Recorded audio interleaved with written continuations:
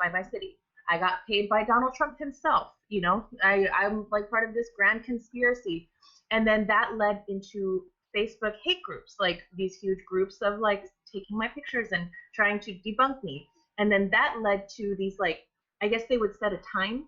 Like at this time, everybody flood her with messages and like tell her that we're going to take her down, right?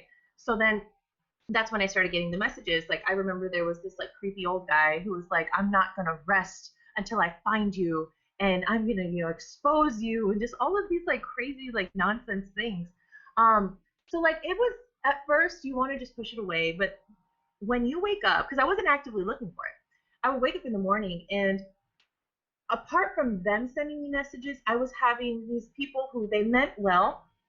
You know, it was somebody who was very supportive of me, and they'll actually screenshot what they see and they send it to me, and they're like, "Hey, just so you know, this is going around." So I understand they were just trying to make me aware of it, but I don't want to see that first thing in the morning, you know. So it was pretty consistent for about 2.5 weeks, and it's like I don't care how strong you are, I don't care how much muscle you have, how tall, how short, it wears. It does.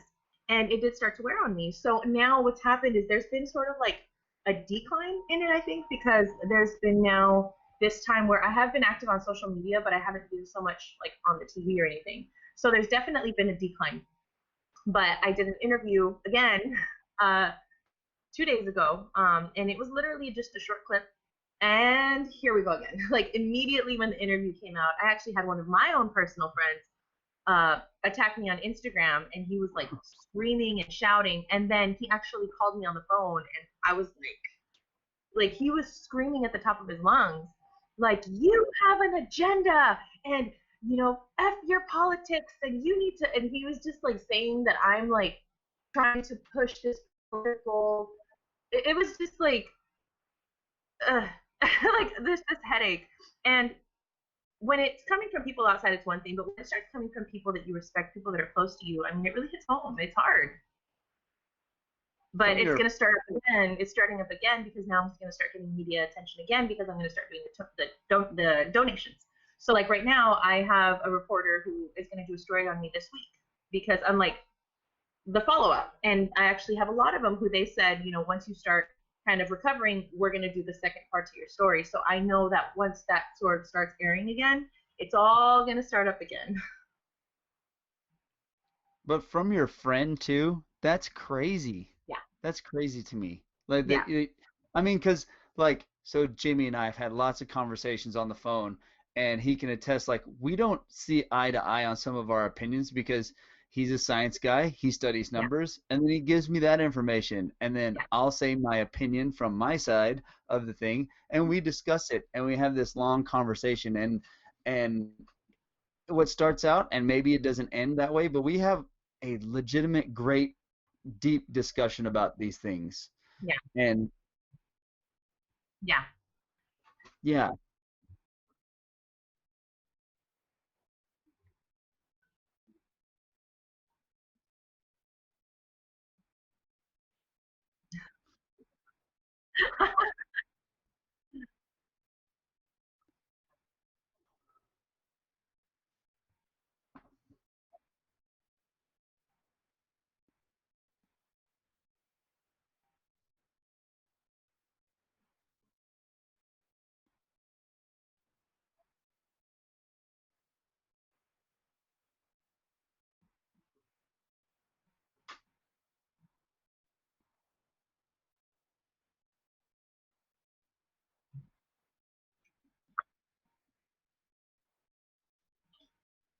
Mm.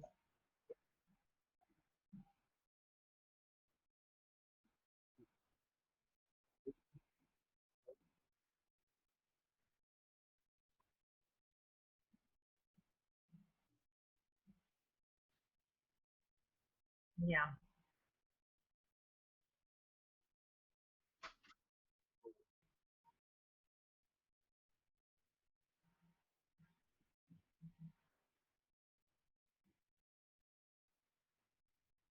Yeah. Yeah. But see, I think something that I think the phone call with my friend, and the reason I bring it up is because I think it's important. it represented, for me, it represented the bigger picture. So he lashes out, he sees the interview, lashes out on social media, lashes out physically to me, right? And then I purposely stayed very calm. And then after I texted him and I was just like, hey, I just wanted to let you know that regardless of whether we agree or disagree, regardless of our political views, I said, our friendship is so much bigger than any of our disagreements or any of our personal emotions. And I went to describe, I was like, these are the things I value about you. And we were friends before this, and I refuse to lose friends over this. And I think that we need to remind ourselves of the bigger picture here, regardless of how we're feeling, politically or whatever else. Let's not lose our humanity. He ended up calling me back the following day and he apologized. He was like, you're so right. He said, and he described it, and this is what I mean by like it relates directly to it. He said, I'm frustrated with everyone having an opinion online. I'm frustrated with, you know, hearing about the closing up. I believe that the government should open. And he started expressing his views. And basically what he said is that he didn't mean to lash out at me. He said, I didn't mean to lash out at you. He said, it's just when I saw it, that was like the cherry on top, so it was easy to kind of like jump down your throat. And I think that that is a representation of what's happening with a lot of these people, unfortunately. It's not, I can't sit here and say, oh, well, it's personal. They know me and they're going to, they just want to attack me. It's not that. There are so many layers, I think, that are sort of built into these things where it's like, again, all of the stressors on top of everything. I mean, it doesn't get off social media or the TV. It's all day long. So it's easy where it's like, hey, I have direct access to you. They're not going to call the governor. It's like it's hard to do that. So hey, I have this person in front of me or this profile in front of me that I can lash out to and vent that frustration, and I feel better for those few minutes. So I think that that's what it was. And I'm not going to hold that against my friend, because once I sort of calmed him down, he realized, he was like, oh my gosh, like this, our friendship is so much bigger than this. Like, what am I doing? And I think that there's going to be a real moment when all of this sort of fizzles out, where there's going to be so many people who have lost good friends, so many people who have, broken relationships and everything, and they're all going to sit there and go, wow, what did I do over something so stupid? Well, I think, and I actually, so your post today was really powerful in that sense. And I mean, I'm not looking at it from like agreeing with you or disagreeing with you. I'm Yeah, looking at it as this point as to why your friend could get mad at you and your friends can get mad at you. He's like, you said they call you on the phone, you're going to do an interview, you do a short clip interview, you answer a question, and then it's done, right? yeah, Well, then in that short clip, you can take that however you want in that yeah, short clip interview. And, well, did she mean this or did she mean this? Was she coming from this place? And you're going to hear kind of the context of what you want to hear, sure, and or get twisted any other way if somebody else picks it up. So it's important to be able to have context to everything and you to be able to explain your story. sure. And I think that that's why I did that post anyway, because I was like, okay, if he was so quick to lash out and jump down my throat, there's got to be a thousand other behind him who may not be bold enough to say something. But I felt, because I am so sort of on this platform right now where people are paying attention, I'm like, let me just get ahead of it. I'm just going to go ahead and express what I meant before we even get there. Like, I just kind of like as a safety for myself, because I think my message is very, very clear. I'm not for one side, I'm not for the other side. Be safe, take care of each other, don't lose your humanity. That's like my entire point to everything. So I think that's why that video was so important to me, because I want everybody to not get so lost in this, to remember, like, we're all humans and we have to live. We all have to coexist after this. You know what I mean? Like, we have to coexist. So that's why I made that video. Because yeah, you're right. I mean, everybody's gonna interpret. You could take one sentence and put line 10 people up, and each one, it could take that a totally different way. So,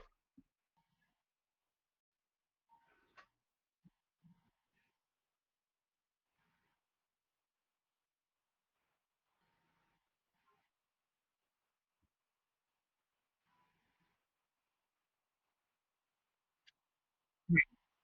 Right.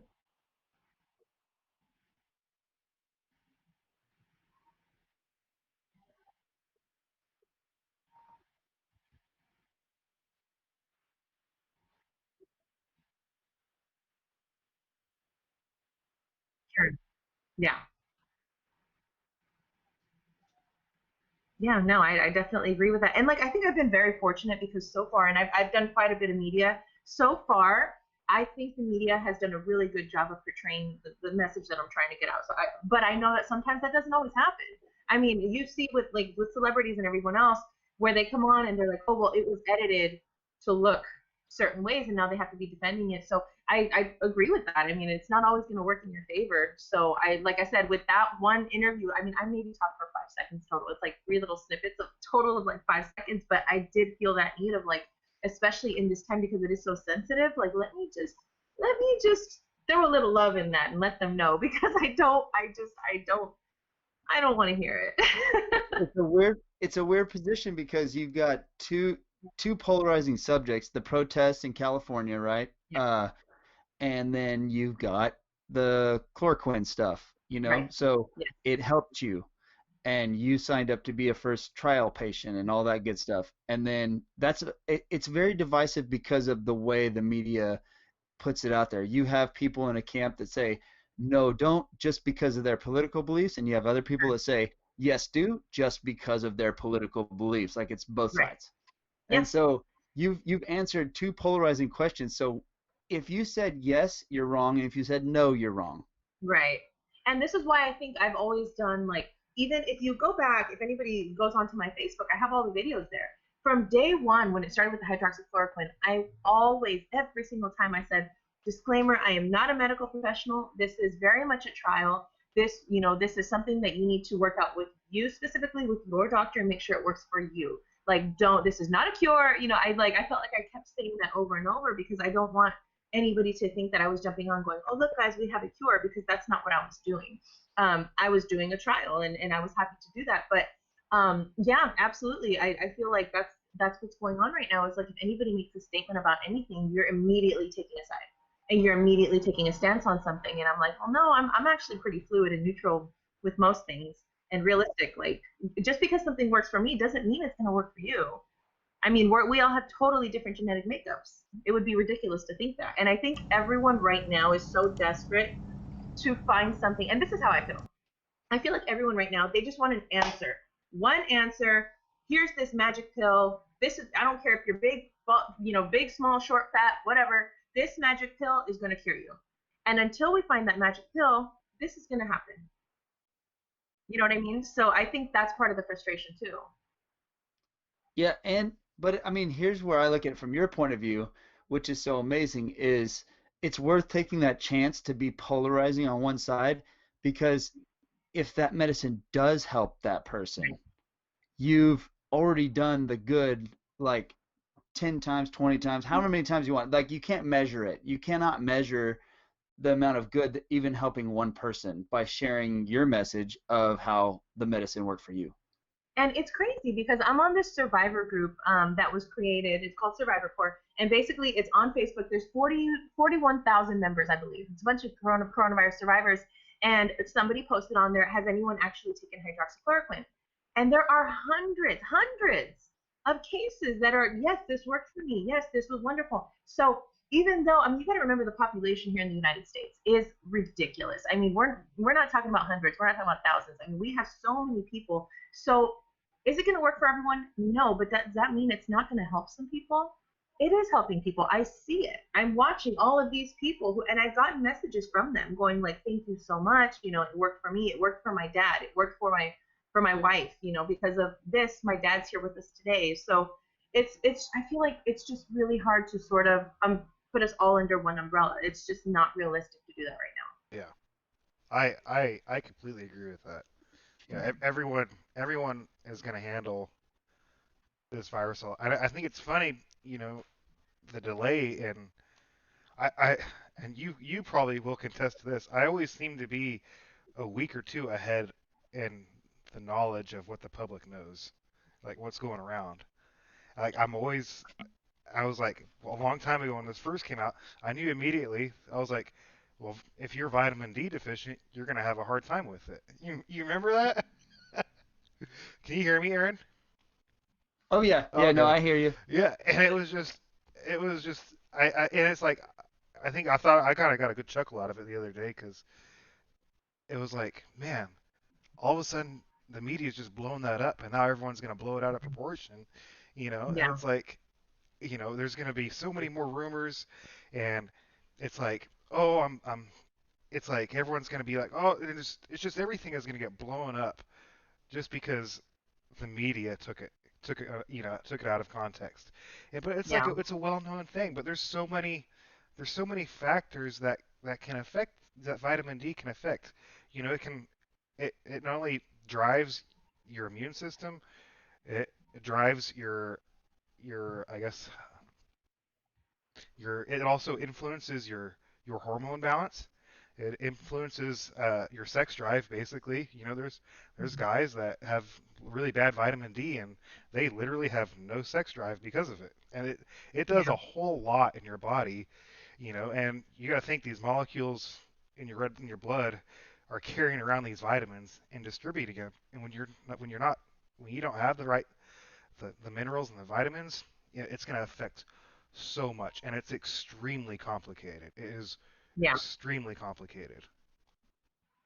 I think that's the crazy thing about this whole disease is that it's unknown. Like it's unknown. It's kind of like any disease though. Yeah, And this is where I've told Jimmy like I don't have the fear of it, and I'm not gonna blame a handshake for getting it yeah, Sure. because I don't look for blame. I just look for like the solution. I try to be as Yeah. safe as possible. I want to preface that. Like I follow the rules. I try to be safe, but then at the same time, like common sense says I touch a lot of things during the day, even as an essential worker.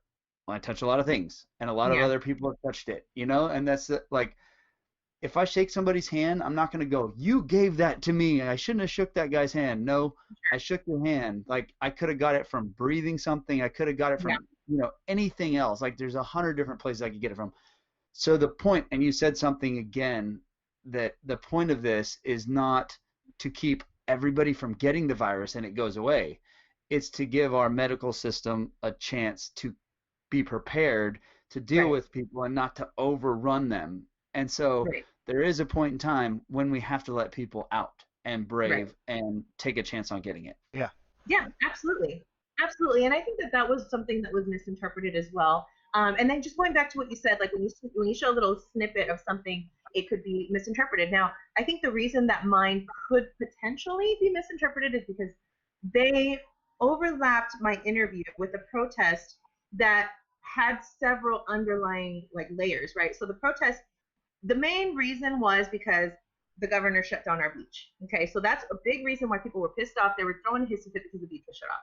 However, that's kind of the main one, but then you have underneath, you have, opening the essential businesses, and then you have, pro-Trump, and then you have anti-Trump, and then you have anti-Governor Newsom. So there's a lot of layers to the protest. So we have my interview encompassed with this protest of so many different things, and then you, the consumer, when you watch that, you're going to pull from it what you're believing, right? So if you're like somebody who's pro-Trump and everything else, when you're watching it through those eyes, through that perception, because that's what speaks to you. Going, same thing. If you're anti-Trump, you're watching it with those anti-Trump eyes because that's what speaks to you. So in my case, when I was talking, and I think what kind of saves me is at the very end, I said, people don't want to wait 2 weeks to go to the beach. I was speaking very specifically about the beach, people not wanting to wait about the beach. But again, when it's overlapped with something with so many layers, it could be taken out of context. Like I think the reason that my friend was upset was because he thought I was talking about the essential businesses. So he thought I was saying to basically everybody needs to shut up and we don't need to open the world. And 2 weeks from now, the coronavirus is going to be over, and then we need to wait till then. That's not what I meant. Like I was talking about the beach. The beach over here, like the beach is shut down. Do it the right way, it'll reopen, whatever. But just to clarify, like that's not what I meant at all. Like if anything, I'm the first one to say, yeah, I think we should start opening things. I think like especially these smaller businesses, like we have business owners who are losing so much money. If you have a bar, a pretty big salon, with barber chairs, why not give them plenty of space? I've gotten a haircut, and I'm sure you guys have too, where you are actually a pretty decent. Well, probably not in a while, Aaron, but yeah, you know what I mean? There, and there's a pretty good space, like not every single seat is usually full, depending on where you go, especially with the smaller businesses. So I say, yeah, for people like that, like I think there's ways where you can start do some time slots, from you're gonna come in at this time. So I feel like there is a productive way to do it. And I think if we can establish a way to do that, it's going to work. However, we need to be the first ones to follow those rules. And this is what I was speaking to when it came to the beach. The beach was not shut down. It wasn't shut down. The beach was open, man. All they did, it's like a little kid, right? Hey, you can play your game, but these are the rules that you have to play your game. Well, everybody else is grounded, but I, as your parent, I'm going to let you play this game. But these are the rules. Follow the rules, and you're good. That's what happened. The governor gave us the beach. He said, here, all the other beaches are shut down, but I'm going to give you the beach because I understand you guys need to exercise. You guys need to be out there. But here are the simple rules. Social distancing. Let's make sure that we're out there for, exercise and surfing and all of these things. You got to make sure that you're moving, and you can have your beach. Well, I think we all know what happened because if you saw those aerial images of how many people flooded the beach, they're out there like it's a regular summer day. I mean, it's just like I remember I was seeing the footage and I was like, it's unreal. It's unreal. So if you're a kid and you don't follow the rules when you're playing the game, what do you think's gonna happen? Mom and dad are gonna take the game away, Yeah. and so you can figure out a way to get it back. So I think that's sort of the analogy that I use. Like it's not about like I don't believe in opening everything up. No, it's not about that. I just think that we have a responsibility to do things the right way because everybody's so proud to be an American and our rights and our freedoms and everything, but we then need to take those rights and those freedoms that we have and behave responsibly as citizens. That's what I believe. And I think like when I watched your thing, I didn't watch your news interview, but when I Yeah. watched your deal on Instagram, I was like, oh, she's not even talking about all the beaches. She's talking about a specific situation where people Yes. flooded this beach Yes. and they shut that beach down. So they're Yeah. not like, hey, it's not all encompassing. It's a special No. situation. I think No. it's like really crazy. I think it's really awesome to hear your perspective on reopening from someone who had the virus and had it Yeah. in its aggressive form. Yeah. Like Yeah. that's an Because interesting again, perspective. well, and it's the thing is like people I think they're automatically going to assume like okay because she had the virus and because she was in the hospital we don't want to hear her because she's immediately going to be anti-opening and like stay home. That's not the case. Like I'm trying to be as clear as I can. Like I want to go back to work. I'm home just like everybody else. I'm missing out on money just like everybody else. I get it. Like just the mental health aspect is huge. So again, like I think we should be opening things back up. Now, do I think that Disneyland is ready to open? Maybe those bigger things we need to hold off a little bit longer. But yeah, like these smaller things, why not? I think it's time. I think it's been long enough. But again, like if we're not going to follow the rules, we're blowing it for ourselves. That's what I think. Like I don't know. I don't know if you guys agree or disagree, but I just think we need to do it responsibly. Yeah.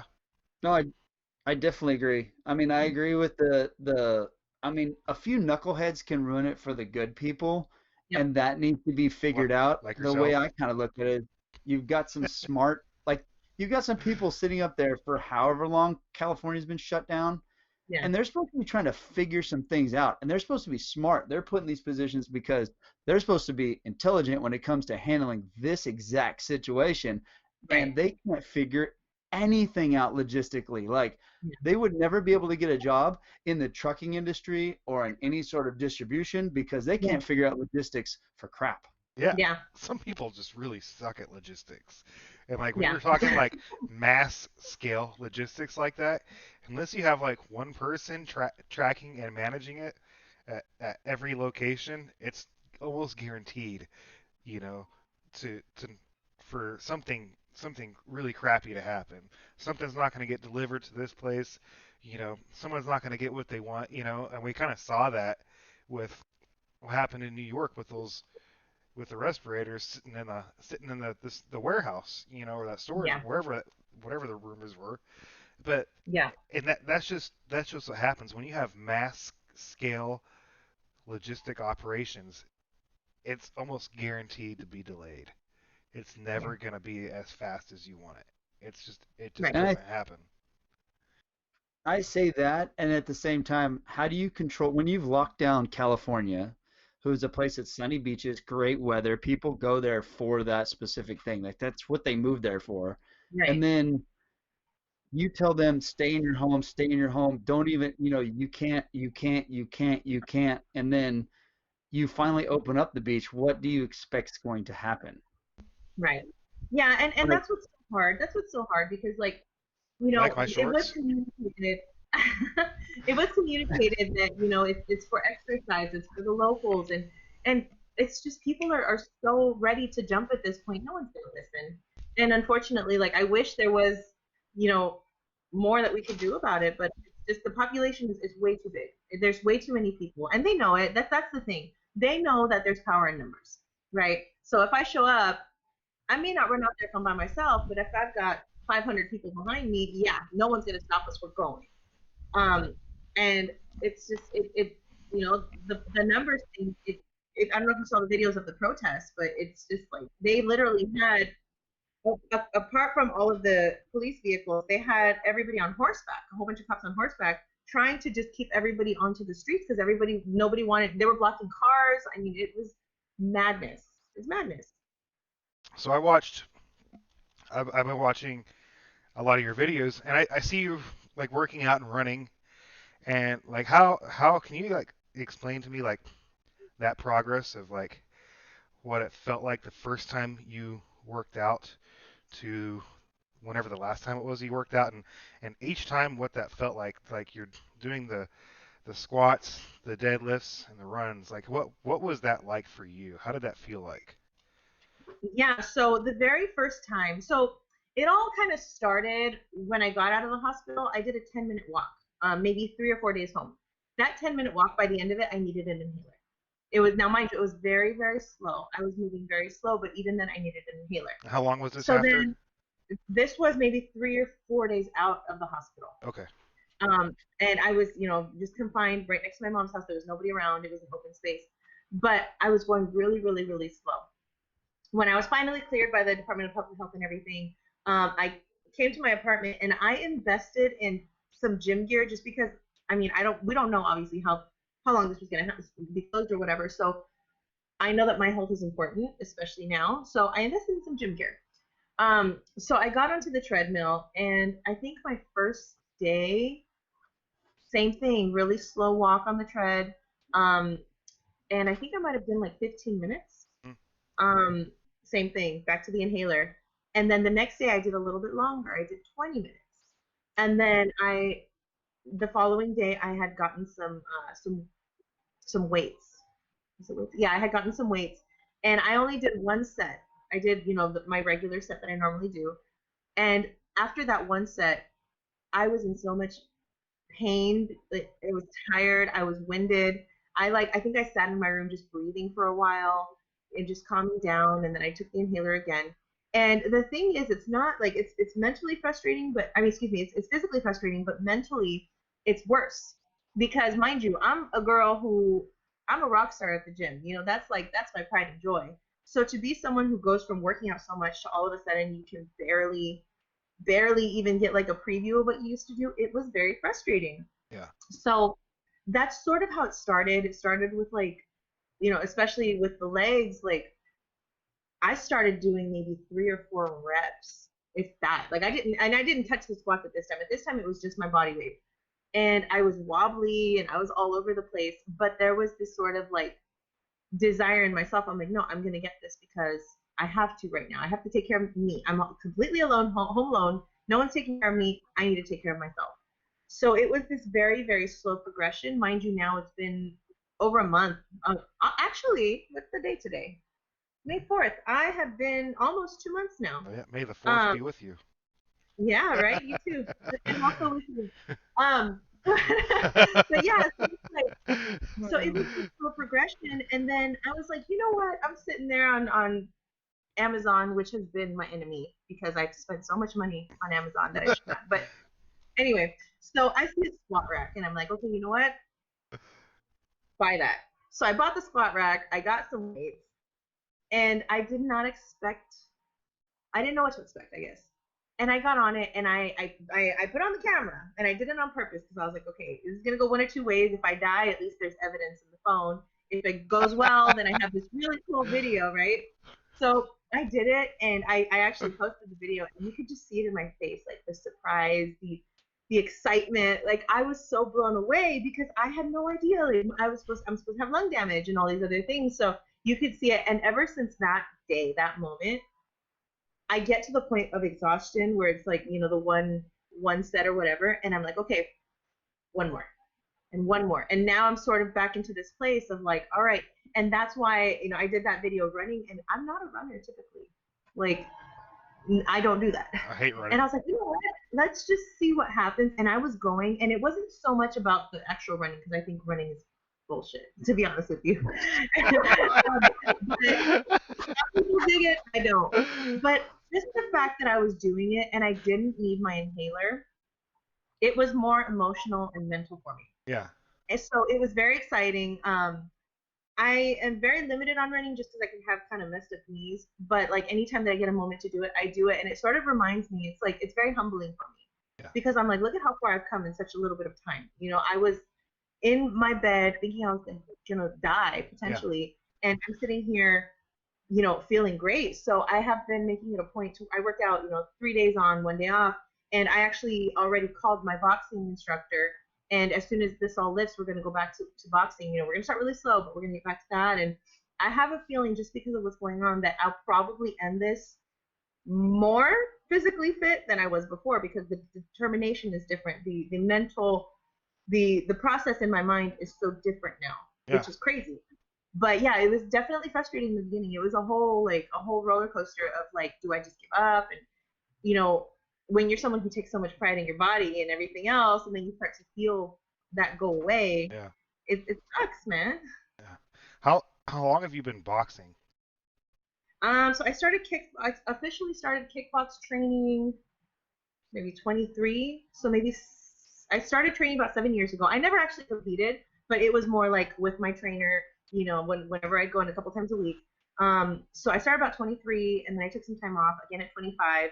And then I was going to restart right before I got sick, but I'm actually restarting again as soon as this whole thing opens back up. So you should go look at this. I'm gonna turn into a veteran for a moment. You should go look at Amputee Boxing. It's hilarious. I get a kick out of watching it. When I watch my buddies sitting there with one leg beating the crap out of each other, I'm like, oh man, this is like midget wrestling. Oh my god! I had a feeling that was the direction. But it's so great. It's the greatest thing in the world. There's nothing better than to watch handicapped people beat each other up.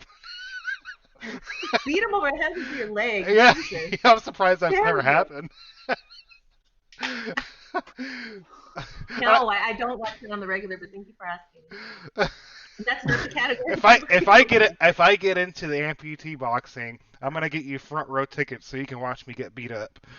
You know what? I would cheer from the top of my lungs to watch you get your butt whooped. Dude, I want to be your corner man. Can I be your corner man? You could be my corner man. That would be so fun. That would be hilarious. That would be so awesome. I come out just like Nick. Yeah. Oh, that's funny. Yeah, no, but it's been cool, man. Honestly, like I just feel like they underestimate. People see people who work out sometimes, and immediately, and again, going back to that whole like me versus you thing, like, oh, you're somebody who's fit and I don't work out, so you think you're better than everybody. No, we don't. It's just a lifestyle. But I think this has really made me appreciate that lifestyle and really see like the benefits from it, because not only has it mentally given me more of a drive, but like it does feel good to feel your strength coming back a little bit and to see the change. It does. It feels kind of nice.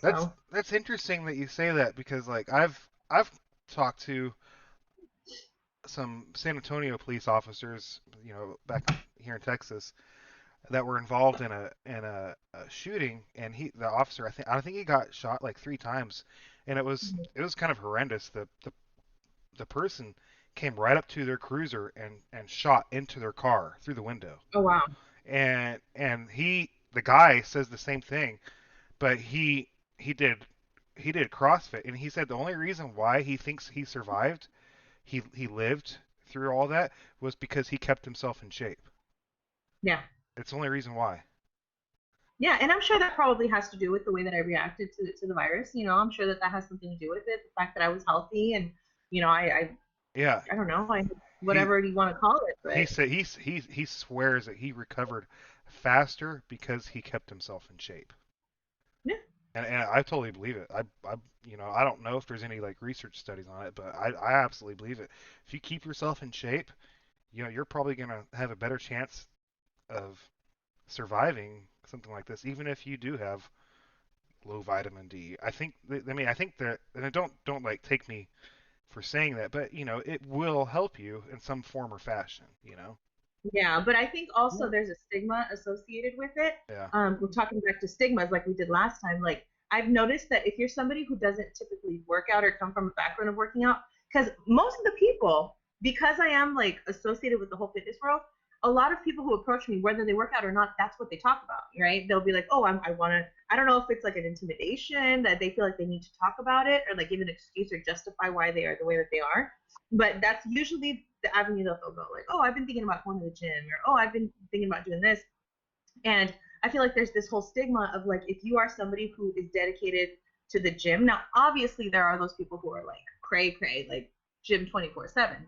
But oh, if I don't want to be one of them, one of those like, and I think I want to say I saw it on a wall at like a Planet Fitness, like on one of the I saw it on one of their things, and they put like some weird word on the wall, and it was saying like people who go to the gym and grunt and all these things, and basically making fun of us.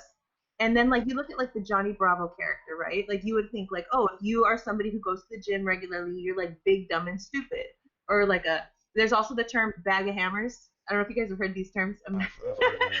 But yeah, so it's like people assume like, oh, if you're somebody who is into fitness, you're immediately this like superficial Barbie doll person with rocks in the head. Like that's not actually true. Like it's got a whole lot of benefits and a whole lot to it. Yeah. And I think that a lot of people just, because of that stigma, some people don't really want to cross into that. But it's not even about that, man. It's like there's so much more to it. It's about being healthy. Yeah, it helps your mental health. Yeah. It helps you build friends in there. Yeah. It's a community. You're Mhm. there's so many benefits, and you probably know more about have more to say about that, Aaron. I mean, Yeah, I mean, I assume you do. I mean, I'm just throwing you under the bus right now. well, no, no, no. I have, I mean, that's so I don't really, you guys talked about a lot of things that fall in line with this is that I am in a CrossFit gym because that's the style of working out that I enjoy. I came from the action sports world, and the community is very similar. So I am attracted to that community. And for the Yeah. first time, I got to go in and talk to people, and I didn't talk about work. I was me. Well, Yeah. 100% me. My identity was Aaron. So that's what I enjoyed the most, and that's what kept me going to doing that. Similar to that, which I almost joined, was a mixed martial art gym because I love the jujitsu atmosphere, the Yeah. guys, all that good stuff. Anyway, so I like I don't like every time I've called Jimmy, and that's where we met at a CrossFit gym. We have not once talked about CrossFit ever, not a workout. Mhm. I'm not that guy. The podcast I have CrossFit people on and I'll talk about it with them if Right. it's specific. But really, I like the community. That's what Yeah. attracts me. And if it staying healthy is super important. And so that's what I want to kind of like your comment about being better and being in fitness and having it help you through this getting the virus real bad.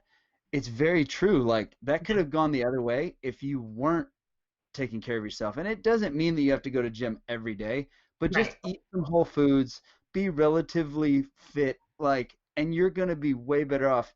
My friend, like, good friend in Australia, Paul Watkins, he's been on the podcast, and he came out with a crazy statement when this all first came down. He's like, it's gonna be interesting to see how the world looks at physical fitness after Right. this is all said and done. It is. It's very true. And so like your thing is very very spot on, and I kind of wanted I'm glad you brought it up because the like you having it being physically fit like or going to the gym and working out, spreading the message of being healthy is not bad. Like the Right. stigma needs to go away. Yes. You don't have to be the bag of hammers. You can Right. just be like do an hour, 10 minutes, 5, 20 minutes, whatever it is. Just be a little more conscious, and then Yeah. we don't have to go into such a lockdown. Like there's all sorts of benefits that people aren't looking at. They're looking at a lot of the polarizing angry thing, and they're getting angry at something that they could kind of help prevent. Yeah, Yeah, I agree. the anger in that you see is like it's so wild. I've never seen Yeah. people they get so angry, and most of the time they're getting angry because they're looking on Facebook, Yeah. and it's like you really gonna get all your information from Facebook? Yeah, and my military side comes out. I'm like, how old are you? 5? Yeah. You know, but oh man. So I guess like for me, what I've been attracted to is just watching your progress through all of this, and like it's interesting because then it's like it kind of gives some people like a baseline. Some people and everyone's we talked about this before. Everyone's gonna have a different experience through this. Sure. There's some people that may have the virus and don't even know it, and there's gonna be people that get it and might have to spend a couple days in the hospital. There's going to be people that get it that don't have to spend any days in the hospital, and then there's going to be people Sure. that get it and it's like super bad, and they may never get their full lung capacity back. It's like Right. they don't know, and so that's what I've been really curious watching with you is like have the doctors said anything like about like your lung capacity or like what kind of an outlook that you could expect for that? Yeah, so when I was in the hospital, they did say that I did have lung damage. The extent was kind of hard to gauge because the first day that I went in there, they had checked it and they said it was on the base of my lungs. Uh-huh. And then on the third day, they said that it had crawled up to the back of the lungs as well. So now it's in the base and the back. Mind you, that was in 3 days progression. So what happened after those 3 days, we don't know because we haven't had a test. Yeah, But then we started the hydroxychloroquine. So what the doctor said is like the damage is there. yeah, Does it heal? It starts to heal up, but there's scars. It creates all of these things that are going to stay with me. So we just don't know the extent of like how is my body going to heal. Some bodies are different. So I had my follow-up appointment, and it's great, but it's also really hard because they're not taking people inside of the clinics right now. So we were able to do like a verbal check, right? We did the telehealth, so on the computer, but I still have to go in for a CAT scan. I still have to go in for X-rays, and they said that that won't be until June or July, mm, just because of this whole thing. So as far as like the fact that I'm able to run and able to do all these things, like it's so much better than what it was. But I can say one like towards the end of the day, I definitely feel myself getting winded. yeah. Yeah, so there are elements that are there that were never there in the past, but it's not as bad as it was when I was in the hospital and after. So I mean, we just don't know. We just don't know. We're not going to know for sure until we do a chest ray or the chest ray or the CAT scan. Yeah.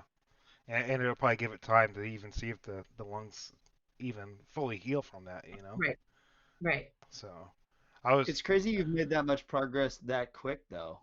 I know that's what's so crazy about it because like on the forum again with all of the survivors, there are so many different people with so many different elements, so many different ways. So that's where it's like it comes into question like was it just me? Was it the hydroxychloroquine? Did it really, it could it have been something like that? What could it have been? Because one thing that I am noticing is a lot of the people who did not take the hydroxychloroquine, they're saying I'm still having symptoms weeks later. I'm still, it's still winding down. yeah. Where my symptoms went away really, really fast. I was on hydroxychloroquine for 5 days, and after that ended, all my symptoms were gone except for a cough. And the doctors told me that the cough was going to linger regardless because it's just like any other, like if you catch cold or whatever, that cough stays usually for like 2 weeks. Yeah. But my symptoms went away like it was crazy with that hydroxychloroquine. So again, I'm not saying that it was the hydroxychloroquine. But is there a chance? Who knows? I mean, our bodies are gonna So take it and translate it however it wants. so like here I'd like to enlighten, I guess, a lot of people, whoever listens to this, on what you're describing. So like there was Yeah. that VA study, which I'm assuming they probably included you in that study, and they Yeah. came out and they said at the end, "Oh, we didn't find a difference in it." Well, that's a great study, but and all I mean, and I'm not gonna like not validate the study, but what I will say Right. about that is that's just studying the effects of that drug against COVID in a population. What if you want like to look at a real study regarding if hydroxychloroquine is effective, you take the drug in the lab and you actually study the mechanisms of action that this drug has on the virus in a test tube. Right. You don't Right. you don't study its effects on just giving it to people because Right. even then you're giving it to people and those people's bodies might be processing that drug differently than the other Right. person. There's a lot more factors that come in. Once you know how the drug's mechanism of action against the virus, and you can then say whether it's effective or not. But then again, Absolutely. it's mechanisms of action, and it's not like the population. It's like there's going to be so many different things that could potentially help and may not help. So, Yeah. And but it's gonna, I think it's gonna, what might help me may not help you. So, yeah, and I think, again, going back to the comment I made earlier, is like everybody's looking for the one thing that's gonna help everybody equally. And I just don't think that that's gonna exist. I really don't. hmm Even like with the regular, think about Tylenol or ibuprofen, like the things that are kind of, and they sort of umbrella all of us. You may need more. I may need less. Like it's just our bodies are different. And I think that everybody just wants that quick, here's the answer today, right now. yeah, And yeah, I think that it does, all of that stuff needs to be studied and it takes time. And unfortunately, we just don't have the time, or yeah, people don't want to give it time. yeah, exactly. Well, what do you like? Do you have any like last questions for Yvette? Man, I really enjoyed like the like hearing about the medicine. That's it's crazy that I love that you're sharing your message. I think that's what I love most about it Yeah, is that even through all of the muck and you're doing it in a way where you're not playing a political side. If people really listen to you, they're gonna hear that I can't tell what you are politically. Absolutely, like I don't know what side you're coming from. Like Yeah, it's a very you're thinking on your own with yeah, your own point of view from the perspective, and this is a big thing with me is looking at it from somebody else's shoes, like trying to put myself in their shoes and how would I react. yeah, And you've had the virus, so I take what you say a little bit more to heart than yeah, somebody outside that. You've lived with it, you had it, fairly bad, yeah, and then you recovered from it. You took this medicine, you're sharing your story to try to help others, which that just it lifts me up, it gets me pumped up. When you said do one more like just do one more, I'm getting tired, just do one more. yeah. I'm fired up. yeah. So you've got that personality. So you're like the perfect person to share this story, and I'm just glad that I got to have you and record you on this podcast with Jimmy. And thanks to Jimmy, thank you to you, Vet, for like just being on. This has been fantastic. This has been great. I gotta apologize to you because I've this whole brand new like this live streaming it and learning how to use YouTube Live and learning the Streamlabs, whatever this is. It's been the and now I finally I know what I have to do now. And even when I thought I did start it, I didn't even realize it. My Streamlabs was lagging, and I had to restart the Streamlabs like 10 or 15 minutes after we had started the podcast. Yeah, Oh no! yeah, because it said it was I started getting messages from everyone. Oh, we can't see anything. I looked at it. I was like, oh, it says it's lagging. It gave me a notification. I Oh, was like, that's oh so no, yeah, and funny. it's a whole learning process. But it's like Yeah, there's so much support coming from people that we know, and it's like I have Aaron's. You're now a part of this community, and it's like and now I'm like you need to get on Catch a Lift Fund because I'm pretty sure you can get free gym equipment and like oh God, that's right, you had told me yeah, about yeah. I'm like I got all these like nonprofits I want to hook you up with, you know, that. and it's great, and I'll tell everyone go check out 9-5 Adventures. You're the guy that taught me pretty much taught me how to get this homegrown podcast started. And it's like, go check out his podcast. I love listening. I listen to yours all the time. I'll just be sitting there and I've got my headphones and I'm like washing dishes or something. Like, it's great. I love listening to them. But yeah, it's been an honor like having you on. It's honor like having you as a friend, and now it's like, I get to know another badass human being. So No, and honestly, like just the fact, like, and I know that we discussed this before. It's so crazy to me because I've done so much, so much media, so many interviews, and all of these things, and it's like I have to be this sort of like, and don't get me wrong, I will never be fake. It's not in me. That's not who I am. However, you do sort of need to filter yourself, right? mm, If you're going to be on TV, like you don't want to be like Kirsten up a storm, right? Usually, for most. yeah, But like for me, I want to portray this image of somebody who, I want to make sure I'm speaking well because I'm touching on a very, very touchy subject, so I got to make sure that I'm speaking clearly. And then when I did the interview with you then, and now just doing it now, I feel like I can finally just sort of like ugh, move all of those factors out of the way, sort of breathe, relax my shoulders, and just be myself because I don't feel like I'm going to be judged for what I'm saying. I don't feel like, oh my gosh, one little word that I say is going to be completely misconstrued. Like yeah, you actually, and both of you actually have taken the time to listen to me in detail to really give me a chance to explain myself. Where other resources, again, it's just a clip here, a clip there, and then it's left open to interpretation. So this has been great for me because not only do I get to meet these awesome people, but I feel like I actually get to sort of voice myself to people who understand, who genuinely get it, yeah, who are actually trying to listen versus just, let me see what part of her story I can pick apart so I can then attack. yeah. So it's just been so nice, honestly. That's awesome. Well, I'll come out. I'll come out and say this. So I got I got pretty trashed last night drinking some beer that was basically wine. It was like 10, 12% beer. And that's the reason why I'm drinking chocolate coconut water because I got a bad hangover right now. Oh man. Blame the I'm just coronavirus. gonna That's how it started. That's how my coronavirus started, man. I'm I just felt gonna hungover. Careful. I'm just gonna let you know how open you can be.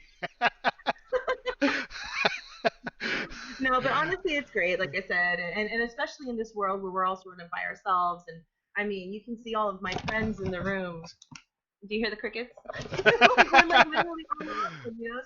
So just knowing that I sort of have that outlet to people that get it. You guys understand. You guys see it from a totally different perspective. I really appreciate it. It does mean so much to me, and I'm so glad because now, I mean, who knows where it goes from here? It's very Yeah, exciting. So yeah. I'm really happy. This is awesome. I was glad you guys got on. Thanks for being patient with me while I was trying to get this live stream up. I'm so happy I finally have it figured out. I'm like over here texting everyone for the first like 20 minutes that we were live. Everyone's like, we can't hear you," and they're like, "Oh, it's like, oh, I got to do this and that." But Oh, that's funny. it's such an honor to have you guys on. Everyone heard you. That was the great part. I wasn't talking for the first most of it, so. Yeah, the guess is all that matters. We don't matter. Yeah, yeah. No, The don't say guests. that. No, no. The You're the person guests. talking to the show. The Like, what's the wrong with guests are the you? most important. You guys were the most For important. sure. Yeah, For sure. No, it really like don't worry about it, Jimmy. This is the way it goes. You got to pull the trigger and try it. yeah. I You gotta. love doing. You know that. And Yeah, so this is exciting. I've had a blast. yeah. Well, this is great. I'm gonna go ahead and end the stream here, and you guys can stay on.